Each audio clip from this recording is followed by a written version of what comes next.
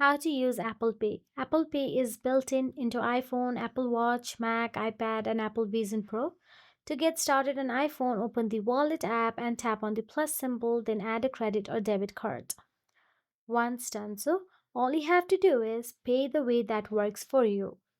Apple Pay gives you flexibility at checkout. When you shop online and in apps with iPhone and iPad, you can pay in full or split your purchases into smaller payments over time through an eligible card or other pay later providers. So, when redeeming a rewards, you will receive a statement credit card after completing your purchases in full.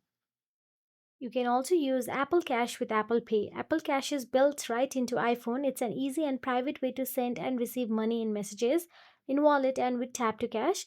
So, splitting brunch or chipping in for a gift is simpler than ever.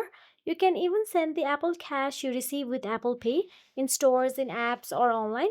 And if an app or merchant does not accept Apple Pay yet, you can use your Apple Cash virtual card number online anywhere Visa is accepted to complete your purchase.